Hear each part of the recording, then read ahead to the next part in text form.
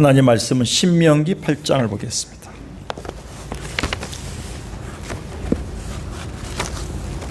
신명기 8장 신명기 8장 11절에서 20절까지의 말씀을 교독하겠습니다. 신명기 8장 11절에서 20절까지의 말씀을 한번 교독하겠습니다. 내가 오늘 네게 명하는 여호와의 명령과 법도와 규례를 지키지 아니하고 내 하나님 여호와를 잊어버리지 않도록 삼갈지어다.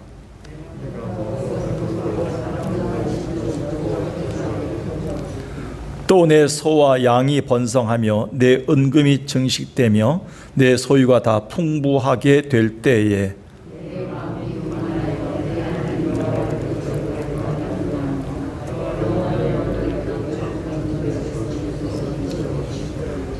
너를 인도하여 그 광대하고 위험한 광야 곧 불뱀과 전갈이 있고 물이 없는 간조한 땅을 지나게 하셨으며 또 너를 위하여 단단한 반석에서 물을 내셨으며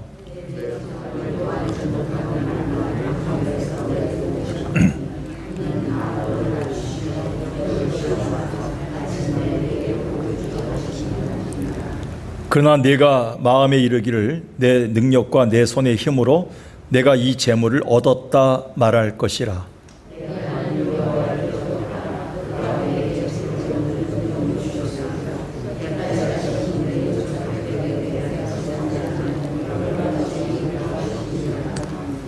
내가 만일 하나님 여호와를 잊어버리고 다른 신들을 따라 그들을 섬기며 그들에게 절하면 내가 너희에게 증거하노니 너희가 반드시 멸망할 것이라. 여호와께서 너희 앞에서 멸망시키신 민족들 같이 너희도 멸망하리니 이는 너희가 너희의 하나님 여호와의 소리를 청종하지 아니함이니라. 아멘. 앞에 1절부터 10절까지의 내용을 보면 11절까지의 내용은 하나님의 경고임을 볼 수가 있습니다. 특별히 오늘 말씀의 배경은 이스라엘 백성들이 출애굽 후에 광야길 40년을 지나서 이제 가나안 땅이 앞에 보이는 요단강 건너편 모압 평지에서 도착하여 이 말씀을 받고 있음을 알 수 있습니다. 이제 요단강만 건너면 가나안 땅에 들어가 하나님의 약속하신 축복을 받아 누리게 되는 바로 그 찰나에 그 상황에서 모세는 차마 자기는 건너가지 못하는 것을 알고 하나님의 마음을 전하고 있습니다. 하나님의 진실한 속마음을 전하고 있죠. 제가 주일날 오후 설교에서 하나님의 마음을 품어야 된다. 하나님의 마음을 품지 않으면 우리는 타락할 수밖에 없다.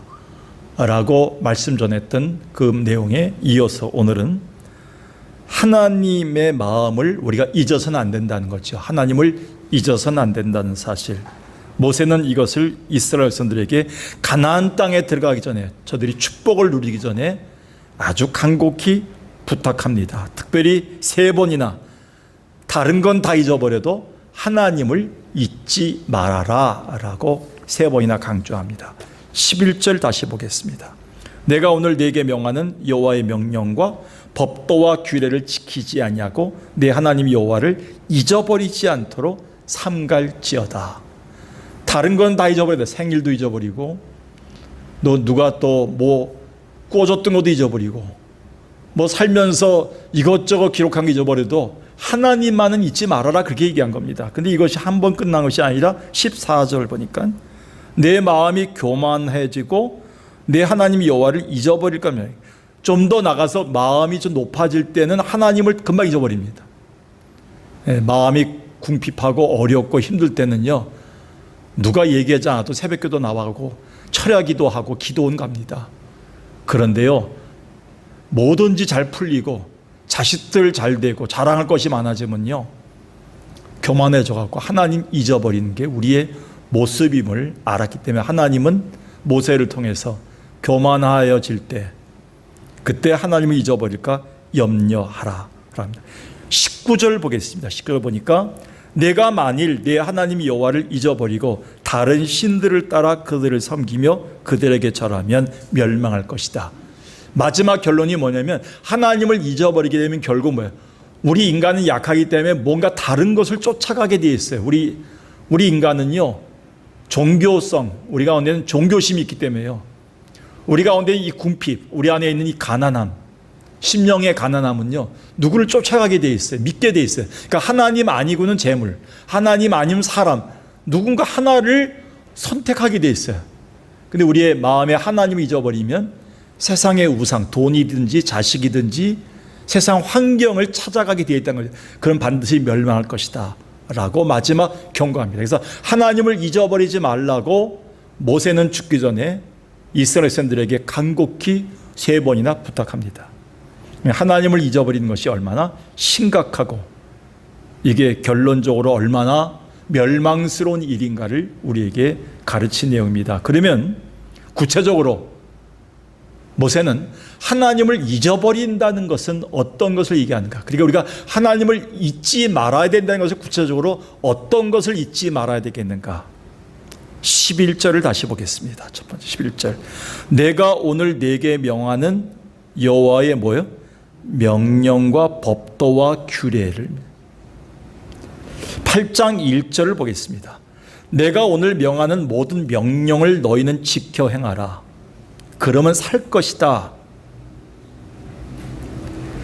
2절 맨 마지막 봅시다. 이는 너를 낮추시며 너를 시험하사 내 마음이 어떠한지 그 명령을 지키지 않는지 알려 하심이라. 3절 유명한 마태복음 4장과 누가복음 4장에서 인용했던 구절이죠. 중간에 보니까 만나를 내게 먹이신 것은 사람이 떡으로만 사는 것이 아니요 여호와의 입에서 나오는 뭐예요? 모든 말씀으로 사는 줄을 내가 알게 하려 하심이라. 이 말씀을 가지고 예수님이 사탄을 이기셨죠. 그래서 여기서 말하는 건 하나님을 잊지 말라는 것은 뭐냐면 하나님이 주신 말씀을 잊어서는 안 된다는 것입니다. 여러분 혹시 지난 주일 3일 전, 지난 주일은 아직 먼 게 3일 전에 혹시 주일날 오전 예배 설교, 대예배 설교 말씀 본문 아십니까? 다 같이 자, 저만 보고 시작. 하나 둘 셋. 입만 보고 옆에서 한번 시작. 하나 둘 셋. 마태복음입니까? 어디니까? 하나 둘 셋. 어디니까?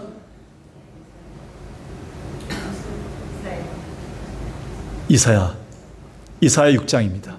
예. 이사야 6장의 말씀을 통해서 어떤 말씀을 주셨습니까? 제목이 깨자 들어가는데 깨먹는 것? 깨어있는 삶이 곧 뭐예요? 참 신앙이다. 이사야를 통해서 민족의 위기 때, 절망스러울 때, 성전을 찾았을 때 가장 먼저 누구를 만남으로 깨어 있었습니까? 하나님. 하나님의 옷자락이 그를 덮고 압도된 것을 경험합니다. 그러니까 우리가 예배 시간에 올 때 가장 중요한 것은 전상일 목사가 중요한 게 아니에요. 옆에 권사님한테 뭘 전달하러 온 게 아니에요. 오늘 어떤 분이 이러더라고요. 난 오늘 가서 누구한테 뭘 줄게 있어서 꼭 주고 가려고 예배 드렸다. 그런 말 어디서 와도 하지 마십시오. 하나님이 가장 싫어하는 말입니다. 오늘 누구만 만나는 거예요? 하나님 만나고 도저히 하나님 없이는 살아가지 못하기 때문에 하나님의 옷자락에 내가 덮이고 거룩하다 천사들의 그 하나님의 영광에 우리가 덮여야지만 살아갈 수 있기 때문에 오는 겁니다. 하나님의 영광을 보는 순간 그는 자기 자신을 향한 발견이 있었어요. 나는 죄인이구나. 다른 사람들이 다 잘못된 줄 알았어요. 저 목사님이, 저 집사님이, 저 권사님 문제야. 근데 하나님을 발견하는 그 순간 깨어있는 신앙은 자기 자신이 먼저 입술이 부정된 사람임을 깨닫기 시작합니다. 그리고 마지막에 뭐냐면 내 이웃이 보이기 시작한 거예요. 깨어있는 신앙은 옆에 사람이 보이기 시작할 때 깨어있는 신앙이에요. 그래서 말하고 싶어도 얘기하지 않을 때가 있어요. 옆에 사람 때문에, 배려하기 때문에. 먹고 싶어도 안 먹을 때가 있어요. 옆에 사람 때문에 그런 거예요. 마시고 싶어도 안 마실 때가 있어요. 옆에 사람 때문에 그런 거예요. 우리는 그게 깨어있는 신앙이거든요. 그래서 우리는 지난주 주일날, 그리고 주일날 오후의 설교는 뭐였습니까? 하나님이 여러분이 주신 말씀이라는데 주보를 꼭 봐야 됩니까? 이사야 55장을 통해서 뭐예요? 누구의 생각과 우리 생각은 틀리다고요? 하나님의 생각과 우리의 생각은 높이와 길이에 있어서 넓이에 있어서 다 틀리다 그랬어요. 높은 분, 창조주 하나님의 생각과 계획을 맞추지 않기 때문에 이스라엘은 타락했다 그랬어요. 이스라엘 타락한 이스라엘 향해서 이사야 1장 18절에 하나님께서 오라 나와 변론하자라는 유명한 말을 합니다. 너희 죄가 주홍 같을지라도 눈과 같이 될 것인데 왜 나한테 오지 않느냐. 그러면서 마당만 밟고 더럽히고 가지 말라. 예배당에 오는 걸 마당만 밟고 가지 말라고 얘기합니다. 그러면서 나하고 대화하자. 하나님의 마음을 안 겁니다. 대화를 왜 합니까? 기도를 왜 대화라고 합니까? 기도가 일방통행이면 기도 아니죠. 그건 기복신앙이죠. 절간에 가서 우리 아들 해 주십시오. 우리 남편이 문제 해결해 주십시오. 내 문제 해결해 주십시오. 40일 동안 지극정성 드리고 오니까 일이 해결됐다. 그거는 절간 종교예요. 우리 기독교의 종교, 기독교는 뭐냐면 기도가 뭡니까? 일방통행이 아니에요. 쌍방통행이에요. 누가 더 말을 많이 해야 돼요? 하나님의 말씀 더 많이 하셔야 돼요. 너희 아들을 너의 질병을 통한 하나님의 생각이 있다는 거예요. 그걸 먼저 아는 거예요. 그걸 알고 하나님의 뜻을 알고 기도하는 거예요. 그래서 하나님과의 쌍방통행의 대화, 하나님의 말씀이 먼저 들어오는 거예요. 그래서 예수님이 우리가 떡으로만 사는 것이 아니라 하나님의 말씀이 먼저 들어와야 된다고 말씀하신 겁니다. 자, 이 말씀의 의미는 뭐냐면 굉장히 중요합니다. 우리는 월세 내는 날을 금방 알아요. 일수 갚는 날 다 알아요. 그리고 우리가 생일날 귀신같이 알아요. 남이 알아주지 못해 굉장히 힘들어요. 그날은 아무도 전화 안 오고 카톡 안 올 때 점점 나이가 들어가면서 한숨이 더 늘어나요. 이것도 모르는 아이들이. 근데 우리는 하나님을 자주 잊어버려요. 하나님만큼은 잊어버리지 말라는 거예요. 연예인들 스캔들 난 거, 어떤 애들은 연예인들의 생일까지 다 기억하고 그 집 앞에 가서 사생 팬들이 있어요. 선물 놓고 온 사람들이 있어요. 대단해요. 아버지 생일을 모르면서. 그런데 하나님을 잊어버려요. 하나님이 주신 말씀을 잊어버려요. 그래서 제가 생각해낸 게 설교를 준비하면서 힘들어도 한국 사람들은 3가지 이상 얘기하면 잊어버리기 때문에 2가지나 3가지. 제 설교는 항상 몇 가지입니까? 3가지가 들어요, 항상. 그것도 정리까지 해주시. 그리고 또 윤성호 장로님이 또 정리까지 해서 올렸다. 3중으로 아주 다 못을 박아 놓습니다. 한번 제가 시험을 볼라래요. 시험에 통과한 분만 김밥이 있습니다. 하려도 힘들겠어요. 여러분, 하나님 말씀을 잊어버리지 말란 뜻이에요. 여기에는 생명의 말씀이기 때문에 시편 119편 11절을 제가 읽겠습니다. 내가 주께 범죄하지 아니하려고 주의 말씀을 내 마음에 두었습니다. 시편 기자는 내가 주 앞에 범죄하지 않기 위해서 주의 말씀을 내 마음에 담고 살겠습니다 라고 얘기해요. 아침마다. 이 말씀이 내 마음에 담아 있으면 범죄가 잘 안 일어나요. 어느 때는 참지 못하고 욱했던 것들이 오늘 새벽이나 주일날 주셨던 말씀이 딱 떠오를 때가 있어요. 그때 하나님의 성령을 통해서 막아주시는 거예요. 아니다 딸아, 아니다 아들아, 이번엔 아니지. 하나님이 있지 않냐라고 막아주실 때가 있습니다. 그래서 하나님의 말씀이 내 마음속에 있어야지만 내가 범죄하지 않습니다. 작년에 우리가 많이 외웠던 거, 작년에 우리가 여기 프레카드로 많이 붙였던 거 표죠. 시편 119편 116절 117절을 보니까 주의 말씀대로 나를 붙들어 살게 하시고 내 소망이 부끄럽지 말게 하소서. 그러니까 주의 말씀대로 붙들어 살게 되면 하나님에게 주신 소망이 부끄럽지 않게 된다는 것이죠. 그러므로 내 주의 계명을 곧 정금보다 더 사랑하나이다 라고 했습니다. 전통적으로 무당이 센 마을, 무당의 신앙이 센 마을에 교회 하나가 어렵게 들어왔습니다. 지리산 구석에. 그런데 여전히 사람들은 무당 말만 믿고 하나님 말씀을 들으려고 하지 않기 때문에 교회 나가면 다 저주받는다. 그래서 무당이 무서워서, 무당의 말이 무서웠겠죠. 교회를 나가지 않았습니다. 그던 중에 마을에 온천이 터졌습니다. 지리산 온천이라고. 그런데 이 마을의 무당이 저 목욕탕에 가서 목욕하면 다 죽는다라고 얘기했습니다. 그래서 사람들이 벌벌 떨고 그 목욕탕의 온천이 터져도 갖지 않고 있는데 그 교회 개척교회 목사님 부부가 기도하다가 하나님 주신 찬스구나 해서 그 목욕탕에 가서 서 있으니까 목욕탕의 주인이 하도 온천이 안 되니까 이 목욕탕에서 목욕하고 나와서 사는 사람들이 100만 원씩 드리겠습니다 써놨어요. 그래갖고 얼싸 좋다고 목사님 부부가 들어가서 뜨뜻하게 1시간 동안 목욕하고 나오는데 많은 사람들이 가만히 떼기를 이렇게 들고 서 있었어요.